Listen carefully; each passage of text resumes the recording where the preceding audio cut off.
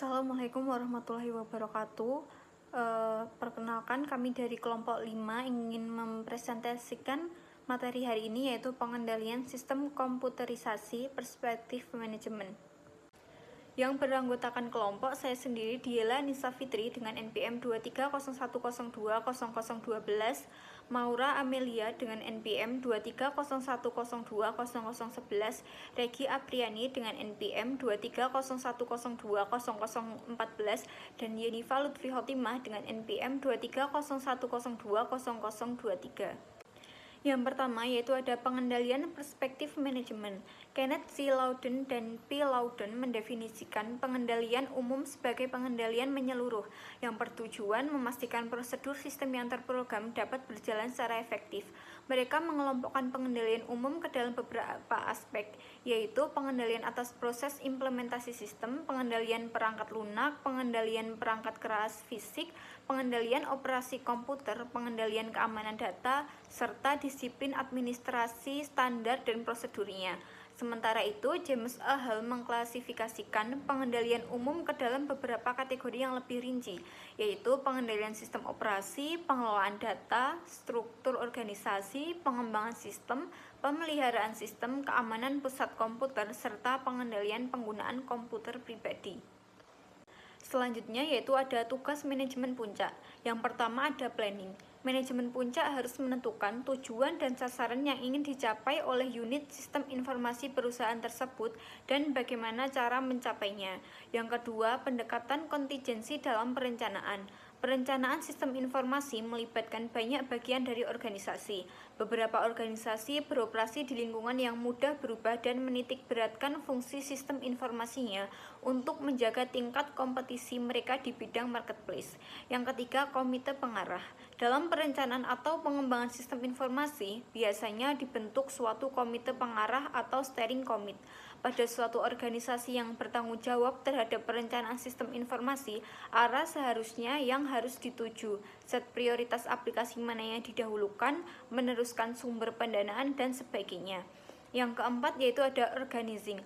Direksi harus mengalokasikan sumber daya seoptimal mungkin dan melakukan koordinasi agar sumber daya informasi yang ada dapat daya gunakan untuk memberikan jasa informasi dalam service level yang lebih tinggi. Yang kelima yaitu ada organisasi pusat komputer, di mana letak unit komputer di dalam suatu organisasi perlu ditetapkan secara tepat. Yang keenam ada struktur organisasi fungsi sistem informasi. Secara umum, fungsi sistem informasi diletakkan pada fungsi Departemen Sistem Informasi. Di dalam departemen tersebut berisi bagian pengembangan sistem, bagian programming. Yang ketujuh yaitu kebijakan personil. Personil sistem informasi mempunyai karakteristik tertentu yang berbeda. Kebijakan personil pada suatu unit organisasi sistem informasi sudah tentu berbeda dengan unit yang lainnya. Yang kedelapan ada actuating. Pimpinan harus melakukan actuating leading dalam bentuk memberikan pengarahan, perhatian, pembinaan, mendorong motivasi, memberi kesempatan pelatihan, dan sebagaimana personil dapat bekerja sebaik-baiknya. Yang terakhir yaitu ada controlling. Pimpinan harus melakukan pengawasan dalam arti monitor apakah kinerja atau realisasi pelaksanaan kegiatan unit tersebut sudah sesuai rencana atau menyimpang. Selanjutnya yaitu pengendalian manajemen pengembangan sistem. Pengendalian dalam pengembangan dan pemeliharaan sistem diperlukan untuk mencegah serta mendeteksi kesalahan, sekaligus memastikan bahwa sistem berbasis teknologi informasi dikembangkan dan dipelihara secara efisien melalui proses otoritas yang tepat. Dalam pengembangan sistem, pengendalian dilakukan dengan melibatkan pengguna, manajemen, dan auditor, menetapkan standar dan prosedur yang jelas, melakukan pengujian serta konversi sistem secara cermat, dan melakukan evaluasi setelah implementasi. Sementara itu, dalam pemeliharaan sistem, pengendalian dilakukan melalui prosedur otoritas perubahan yang jelas, keterlibatan dalam persetujuan pengguna, penggunaan standar dalam perubahan, serta pembatasan akses terhadap source code. Manajemen pengembangan sistem juga mencakup kebijakan terkait analisis, desain, implementasi, dan pemeliharaan sistem informasi. Selanjutnya yaitu interaksi manusia dan komputer. Dalam merancang suatu sistem, harus diperhatikan satu hal yang sangat penting, yaitu interaksi antara user atau pengguna dengan sistem. Interaksi ini harus user friendly yang artinya mudah digunakan oleh pengguna yang awam sekalipun. Dalam merancang suatu sistem interaksi manusia dan komputer yang baik, maka ada 8 aturan yang harus diperhatikan. Yang pertama itu konsisten, yang kedua memungkinkan frequent users menggunakan shortcuts, yang ketiga memberikan umpan balik yang informatif, yang keempat merancang dialog yang baik dari awal sampai akhir, yang kelima memberikan pencegahan dan penanganan kesalahan yang sederhana, yang keenam memungkinkan pembalikan aksi yang mudah, yang ketujuh mendukung pusat kendali internal, dan yang terakhir yaitu mengurangi beban ingatan jangka pendek. Selanjutnya yaitu ada System Development Life Cycle Approach. System Development Life Cycle Approach atau SDLC adalah metode pengembangan sistem aplikasi yang terdiri dari beberapa tahap. Setiap tahap mempunyai jenis kegiatan tertentu. Yang pertama itu ada Feasibility Study, yang kedua Information Analysis, yang ketiga System Design, yang keempat Program Development, yang kelima Procedure and Form Development, yang keenam Acceptance Test, yang ketujuh Conversion, dan yang terakhir yaitu ada Operation and Maintenance. Selanjutnya yaitu ada pengendalian perangkat keras. Pengendalian perangkat keras didesain untuk memastikan bahwa perangkat komputer aman dari kerusakan yang disebabkan oleh faktor manusia maupun lingkungan. Beberapa jenis pengendalian perangkat keras yang dapat diterapkan untuk menjaga keamanan perangkat komputer yaitu mencakup beberapa hal. Selanjutnya yaitu pengendalian manajemen sumber data. Di dalam suatu sistem berbasis teknologi informasi, pengendalian sumber data yang baik adalah user harus dapat berbagai data, kemudian data harus tersedia untuk digunakan kapan saja, dimanapun, dan dalam bentuk apapun. Yang ketiga, sistem manajemen data harus menjamin adanya sistem penyimpanan yang efisien, tidak terjadi redundansi data, adanya data security, data integrity, dan data independensi. Dan yang terakhir yaitu ada data harus dapat dimodifikasi dengan mudah atau user friendly oleh yang berwenang sesuai dengan kebutuhan user. Yang selanjutnya yaitu pengendalian manajemen sumber data. Pengolahan data yang dapat dikatakan dengan baik harus mencapai sebuah tujuan. Yang pertama yaitu scalability atau kemampuan untuk berbagi.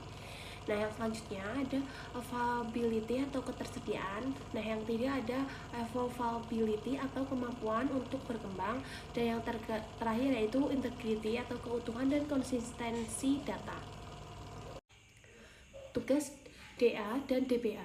Tugas administrator berfokus pada perencanaan dan pengolahan data dari sisi konseptual dan kebutuhan pengguna, seperti menyusun strategi data, mendefinisikan skema eksternal, dan membantu prosedur pengumpulan dan validasi data, menetapkan kebijakan, serta mendukung penggunaan melalui pelatihan dan evaluasi tools database. Sementara itu, database administrator atau DBA lebih berperan pada aspek teknik yang implementasi seperti membuat dan mengolah skema internal database, menyiapkan program pengolahan data, melakukan rekonstruksi database sesuai kebutuhan, dan menjalankan kebijakan yang diterapkan, serta mengontrol dan memastikan sistem database berjalan optimal bagi programan dan sistem secara keseluruhan. Pada sistem database ada 3 pendefinisian yang harus dilakukan. Yang pertama ada internal schema, yaitu sebuah skema eksternal yang memperlihatkan keterangan tentang pandangan pemakaian terhadap database sebagai suatu objek atau atribut dari objek, data integrity, consent, dan objek yang diminta oleh pemakai. Dan yang kedua ada conceptual schema, yaitu skema yang memperhatikan database dari perspektif user. Dan yang terakhir ada internal schema, atau skema ini menunjukkan pada peta database ke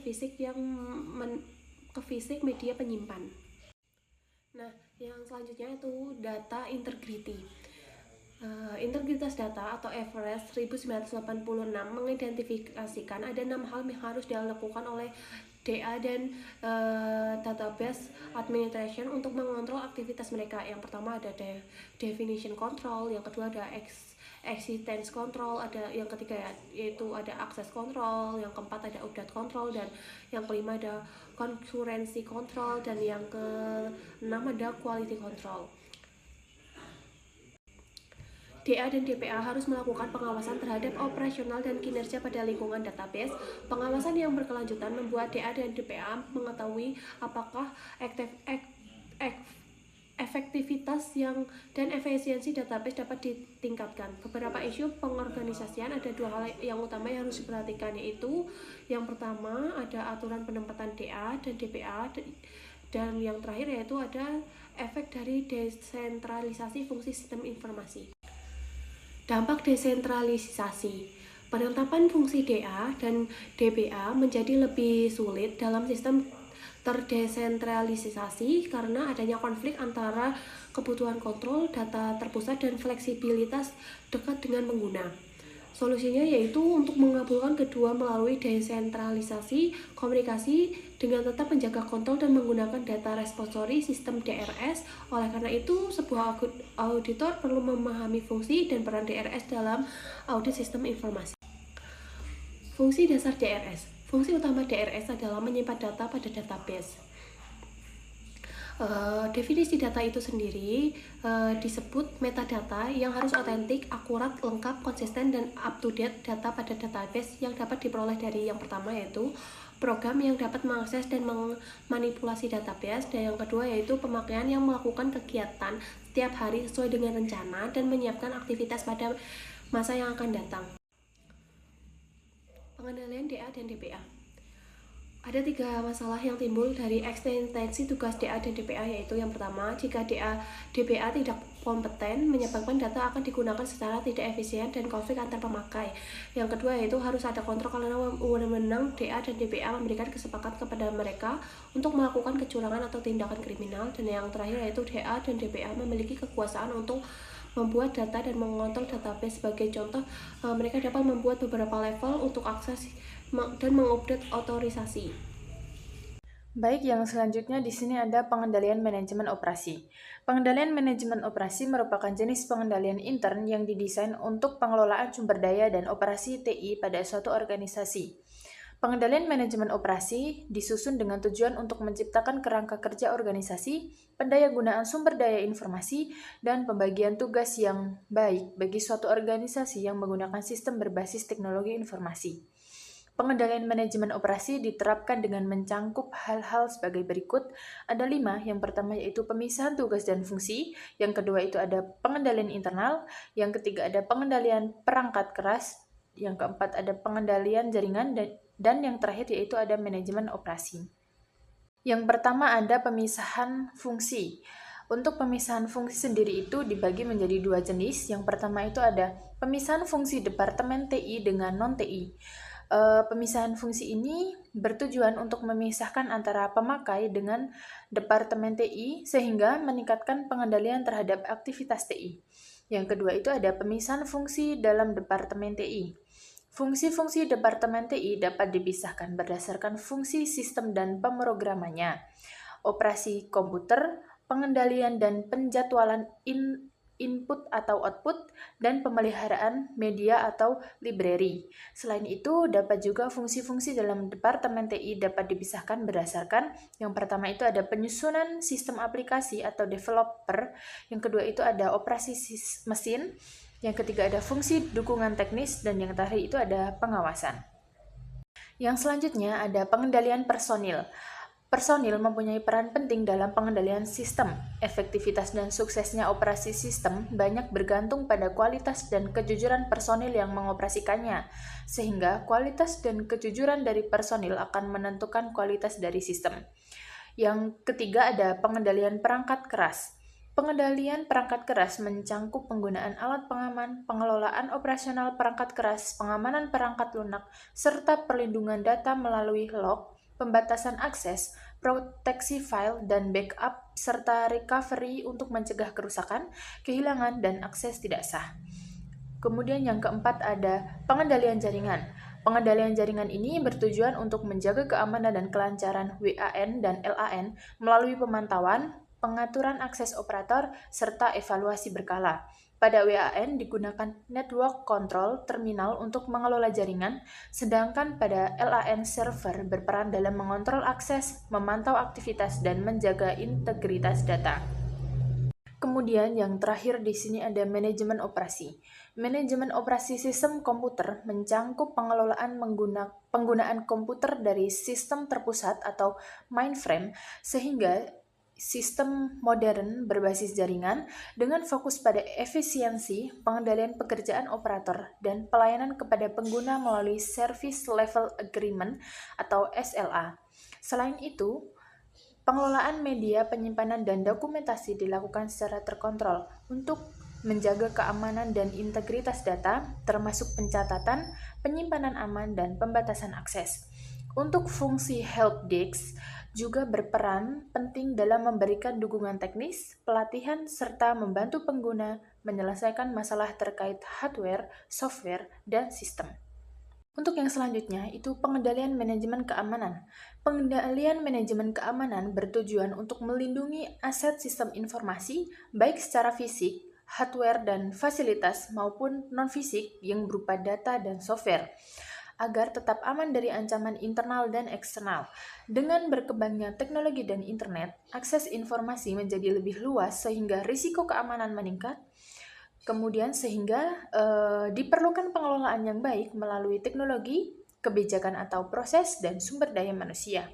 Keamanan informasi mencangkup perlindungan dari akses tidak sah, perubahan atau kerusakan data, serta menjadi faktor penting karena informasi memiliki nilai strategis bagi perusahaan. Oleh karena itu, organisasi perlu melakukan langkah berkelanjutan seperti identifikasi aset dan ancaman, penilaian risiko, penetapan kontrol, serta evaluasi dan pengawasan rutin untuk memastikan keamanan sistem tetap terjaga. Kemudian untuk pengendalian manajemen keamanan ini, di sini terdapat beberapa aspek serangan potensial.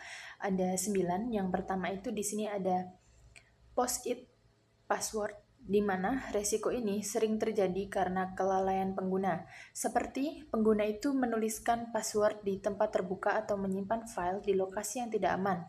Contohnya itu misal folder sementara atau share folder dengan akses bebas, sehingga hal ini memungkinkan pihak lain mengakses data tersebut tanpa izin. Yang kedua ada I did it my way. Risiko ini muncul karena ketika pengguna tidak mengikuti kebijakan TI dan menginstal atau mengunduh software sendiri tanpa izin, sehingga hal ini membuka celah bagi serangan dan membahayakan sistem. Yang ketiga ada on but gone atau laptop have lag, di mana pengguna itu meninggalkan laptop dalam keadaan aktif tanpa pengawasan, dan hal ini dapat memungkinkan orang lain mengakses sistem tanpa izin sehingga menimbulkan risiko keamanan. Kemudian yang selanjutnya, yang keempat yaitu ada G, wonder what's in this attachment. Terkadang pemakai atau pengguna itu membuka kiriman file dalam surat elektroniknya tanpa menyadari bahwa file tersebut mempunyai virus yang akan menyebar ke hard disk komputernya. Kemudian yang kelima ada failing password, di mana beberapa orang itu dapat dengan mudah menebak password orang lain seperti nama depan, tanggal lahir, dan informasi lain yang mudah diingat. Yang keenam ada lost lips, atau di mana seseorang atau pengguna itu biasanya tanpa sadar membocorkan passwordnya kepada orang lain. Kemudian yang ketujuh ada lack of enforcement, di mana lemahnya penegakan prosedur kerja dalam mengakses sistem. Yang kedelapan ada the threat within, di mana kecurangan yang dilakukan oleh seseorang yang tidak menyenangi orang lain sehingga melakukan tindakan yang mengatasnamakan orang tersebut tanpa diketahui oleh yang bersangkutan.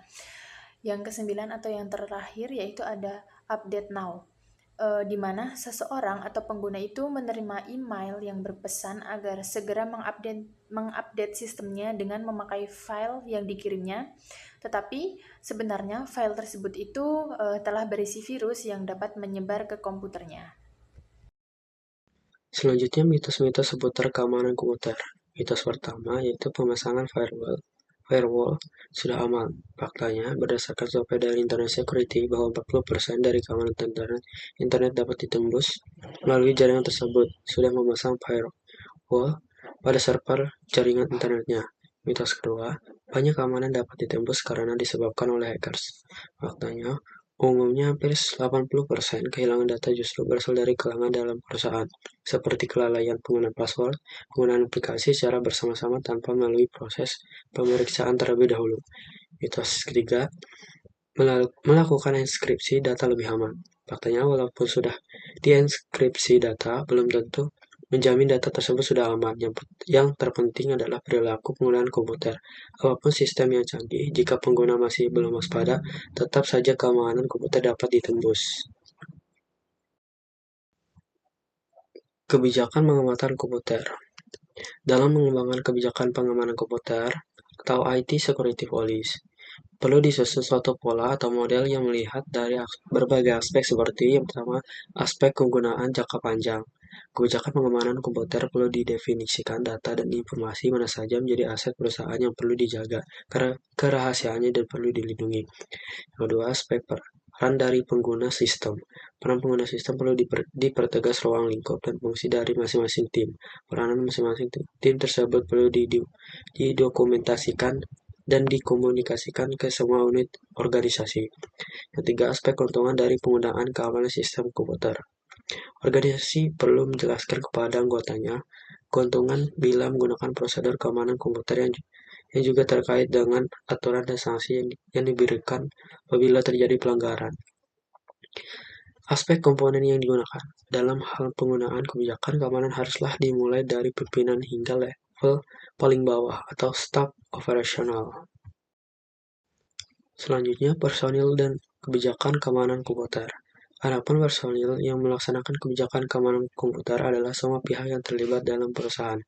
Pihak-pihak tersebut antara lain pemakai langsung atau sebagai pelaksana kebijakan, para manajer untuk menetapkan anggaran atau biaya dalam kebijakan pengamanan data. Pihak lain seperti auditor, pengacara perusahaan yang terkait dengan reputasi perusahaan, tanggung jawab kepada klien atau pelanggan. Sudah saatnya setiap perusahaan perlu mengatur dan menetapkan kebijakan dan prosedur keamanan sistem komputernya. Adapun ancaman utama terhadap keamanan dapat bersifat karena alam, oleh manusia yang bersifat kelalaian maupun kesengajaan, antara lain ancaman kebakaran, ancaman banjir, perubahan tegangan sumber energi, kerusakan struktural, polusi, penyusup, virus, dan hacking. Selanjutnya, pengendalian akhir. Pengendalian atau backup dan recovery diperlukan untuk berjaga-jaga bila file atau database mengalami kerusakan atau kehilangan data.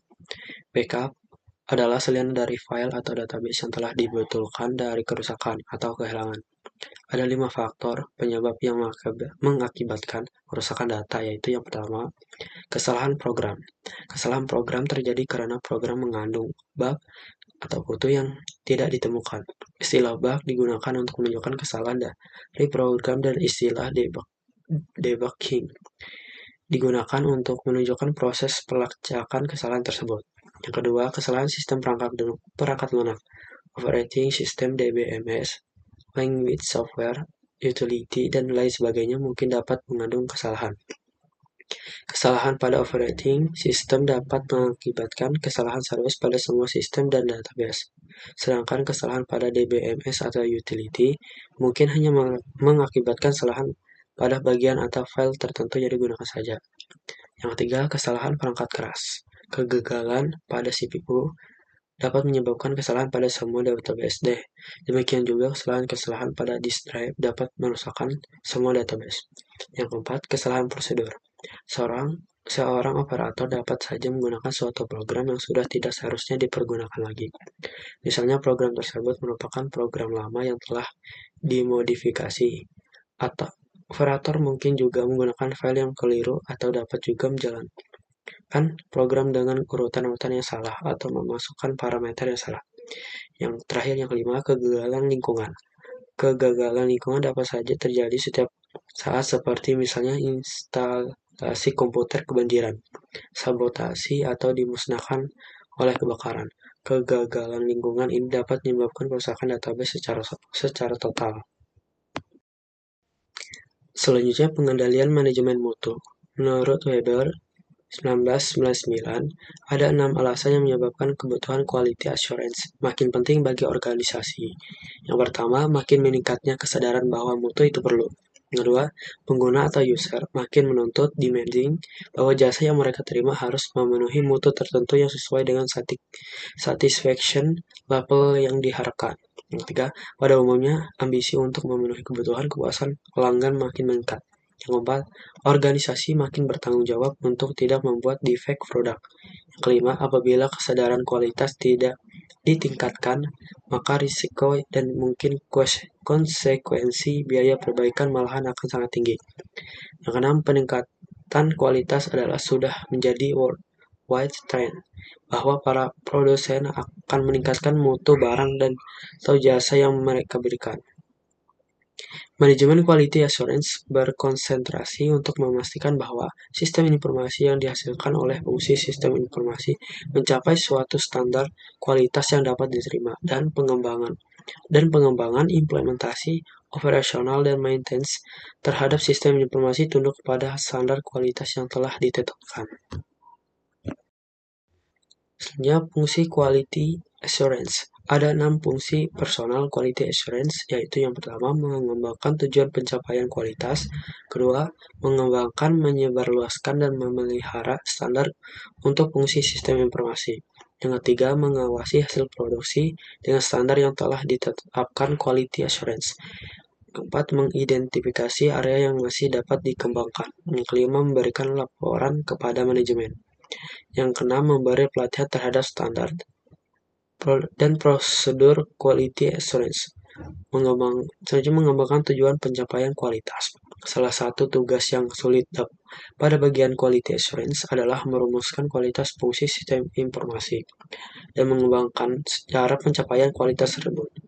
3 masalah yang dapat timbul dari hal di atas yaitu, yang pertama, tujuan pencapaian kualitas tertentu dapat memiliki banyak arti tergantung kepada siapa yang melihat kualitas tersebut. Kedua, tujuan pencapaian kualitas tertentu memerlukan banyak hal yang tidak hanya berhubungan dengan sistem informasi. Yang ketiga, tujuan pencapaian kualitas tertentu mungkin saja menimbulkan konflik dengan bagian lain. Selanjutnya, standar yang ditetapkan Quality Assurance. Personal Quality Assurance harus melakukan 2 jenis pengawasan terhadap pemenuhan standar Quality Assurance, yaitu pengawasan terhadap pemenuhan rencana yang telah ditetapkan oleh Quality Assurance untuk sistem khusus, dan juga harus melakukan pengawasan terhadap pemenuhan rencana yang telah ditetapkan oleh Quality Assurance untuk sistem umum. Auditor dapat melakukan evaluasi seberapa baik personal Quality Assurance melakukan tugas monitoring mereka melalui wawancara, observasi, dan review dokumentasi. Selanjutnya, memberi laporan kepada manajemen. Pelaporan Quality Assurance merupakan hal yang penting tetapi sulit untuk dilaksanakan. Kadang-kadang stakeholder dapat menjadi tersinggung terhadap isi laporan, sehingga kesulitan dapat timbul. Selain itu, sulit untuk mengetahui siapa yang akan mendapatkan dampak terbesar dari laporan yang dikeluarkan oleh Quality Assurance. Selanjutnya, pelatihan standar dan prosedur Quality Assurance. Pelatihan merupakan elemen pokok untuk memelihara pencapaian standar dan prosedur seperti yang telah ditetapkan oleh bagian Quality Assurance. Personal Quality Assurance bertanggung jawab untuk memberikan pelatihan kepada semua stakeholder terhadap standar dan prosedur yang telah mereka buat. Untuk menjalankan fungsi tersebut, mereka harus melakukan 2 jenis pelatihan, yaitu memberikan training berupa pengetahuan umum tentang Quality Assurance, memberikan training terhadap standar dan prosedur khusus yang diciptakan untuk sistem aplikasi. Selanjutnya, keterkaitan antara Quality Assurance dan audit. Fungsi Quality Assurance harus ditempatkan sedemikian rupa pada unit sistem informasi sehingga mereka tetap independen. Baik Quality Assurance Manager dan Quality Assurance Staff harus cukup senior sehingga pendapat mereka mempunyai bobot yang diperhatikan. Menyusun atau staffing untuk fungsi Quality Assurance relatif sulit. Quality Assurance personal harus kompeten, terlatih, dan keterampilan mereka harus selalu diperbaharui. Mendapatkan staf yang demikian mungkin sangat sulit. Tambah lagi, banyak di antara teknisi lain yang lebih memilih sebagai anggota sistem development daripada menjadi Quality Assurance dengan berbagai alasannya masing-masing. Auditor pada umumnya lebih mudah menjalankan tugasnya bila pada organisasi tersebut sudah terdapat fungsi Quality Assurance yang baik. Seperti halnya auditor, Quality assurance personal berkepentingan untuk mengevaluasi bahwa sistem telah dilengkapi dengan kontrol yang baik. Mungkin cukup sekian yang dapat kami sampaikan. Wassalamualaikum warahmatullahi wabarakatuh.